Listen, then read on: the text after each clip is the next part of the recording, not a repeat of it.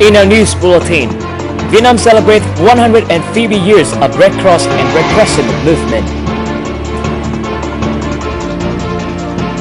And Vietnamese-funded school in Cambodia opens. Those are the headlines in this hour. I'm Xuân Tùng and welcome to VTV News live from Hanoi.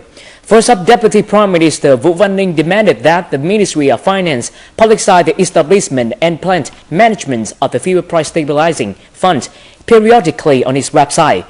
This will have competent offices and ordinary people to be able to approach the future information regarding this issue. The Ministry of Finance will have to provide the information to the competent bodies when required. By the end of June, the Ministry of Trade and Industry will have to collect public opinions about relevant issues, including the Fuel Price Stabilization Fund. 4 years ago, in 2009, authorities in Ho Chi Minh City chose Hiệp Phước Commune in Nhà Bè District as the location for the Saigon Hiệp Phước port, with a total investment of about $130 million. But up to now, 4 years later, the project has not been complete due to challenges in capital sources. Temporary solutions have been carried out in order to avoid wasting the investment fund that has already gone into the project. A report from Ho Chi Minh City. The first freight is received and loaded at the Saigon Hiệp Phước port in Ho Chi Minh City. This event marks the start of the port's operation, which is still under construction at the moment. The port is expected to load 300,000 tons of goods this year. This temporary solution has somewhat helped resolve the capital issue. We try to utilize the existing infrastructure as much as we could so that we can make money and then invest in the parts of the project that are still unfinished. The construction project of the Saigon port started in 2009, but it has only finished 38% of the workload up until now. Construction has been suspended temporarily due to challenges in capital. Facing this situation, the business has asked the Ministry of Transport to allow temporary usage of the 200-meter-long pier and 2 buoys that have been completed. Our company always pays close attention to the investment issue. In particular, our solution of temporary usage aims to accelerate the construction project. We have also tried our best to attract more investment to be able to complete the project soon. We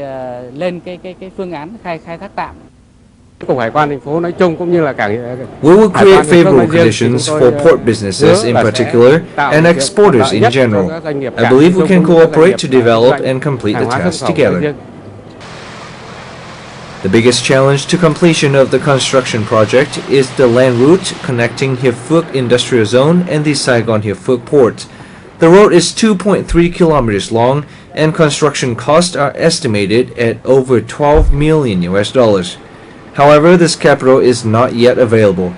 Thus, beside the temporary solution of putting the port into operation, the situation requires financial assistance from the government in order to officially finish the project and put the port in full operation. A ceremony took place in Hanoi on Sunday to mark the 150th anniversary of the Red Cross and Red Crescent movement.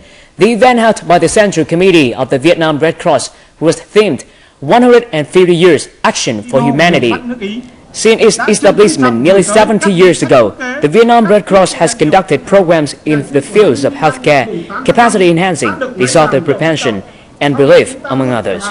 At the ceremony, 2 major programs, namely the National Blood Donation Campaign for summer 2013 and Project Cow Bank, which raise funds to purchase cows for poor farmers in remote communes, were launched.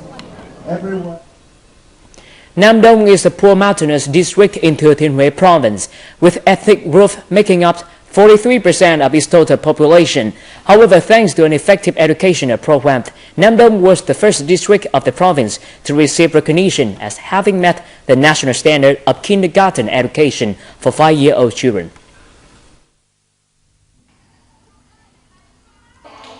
All classrooms are equipped with water heaters, air conditioners, and computers. The surrounding environment is clean, green, and safe.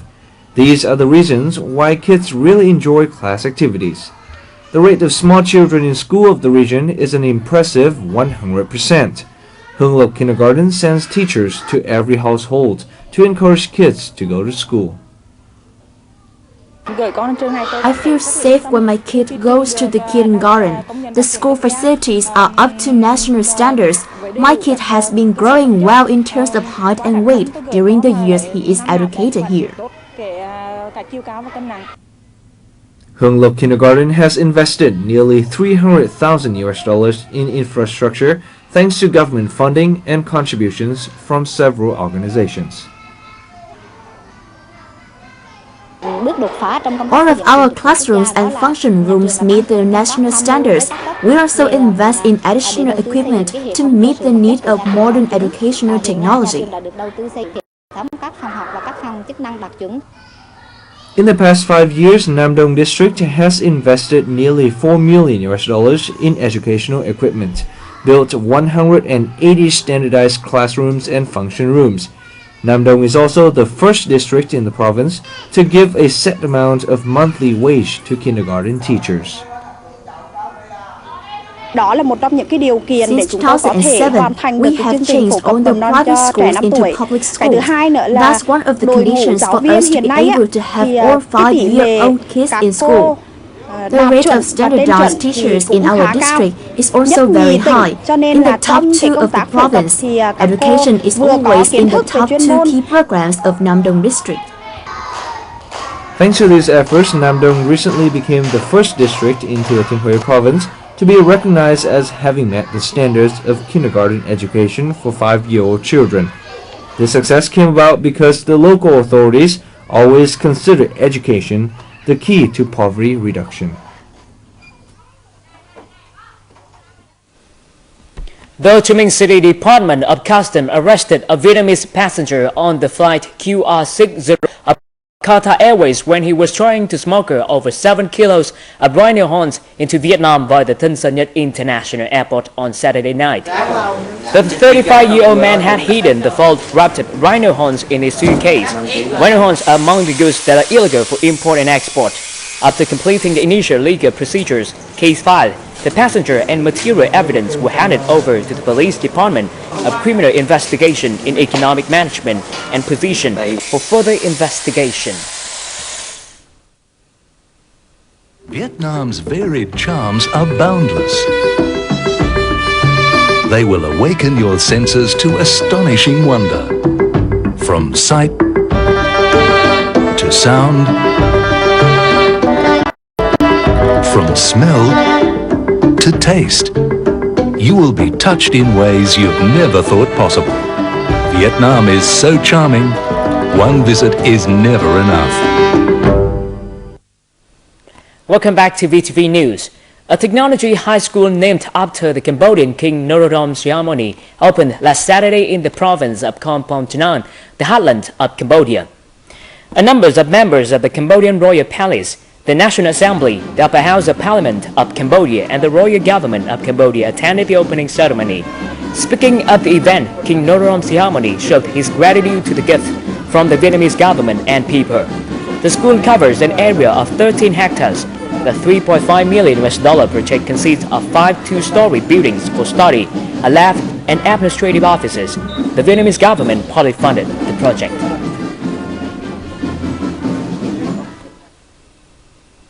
Vietnam's Advanced Mathematics Research Institute on Sunday presented awards to 37 scientific projects and scholarship to 440 math students. The awards and scholarship are under the key national program on mathematics development of the Ministry of Education and Training that aim to promote development of mathematics in Vietnam. In addition, it promotes and encourages Vietnamese students to learn mathematics better. The key national program on mathematics development in the 2010-2020 period was launched under the decision signed by the Prime Minister. It aims to promote the development of mathematics in terms of research, application, and education in Vietnam. Đồng Tháp province in the Mekong Delta region is famous nationwide for its hò melodies, which are traditional work-praising songs typically to central and southern provinces. In a move to promote the genre, artists from Đồng Tháp province brought their folk songs to the National Folk Music Festival this year.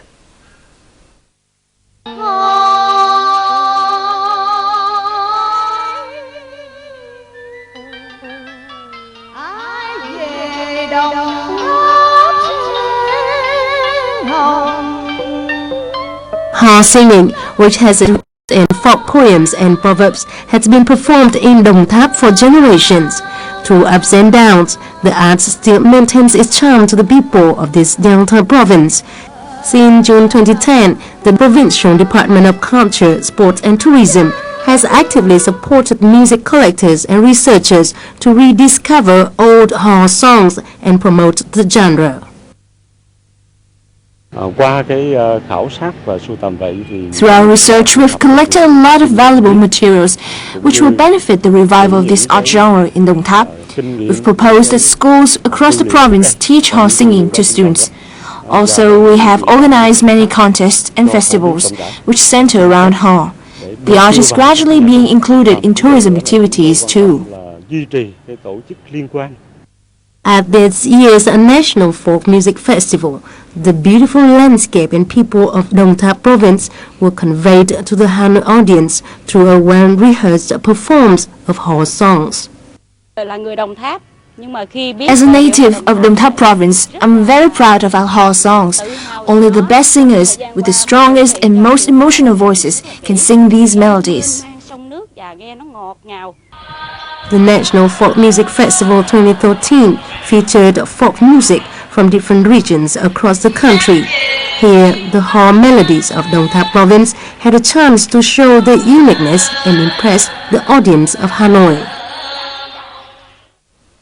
On Saturday night, a program to have 900 students understand more of the National Sea Island out in Eastern Island District, Quảng Ngãi Province. During the night, youth union members listened to different experiences. They were about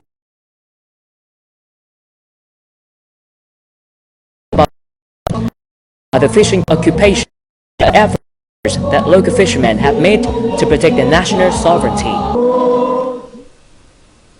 And we continue with the updated weather forecast.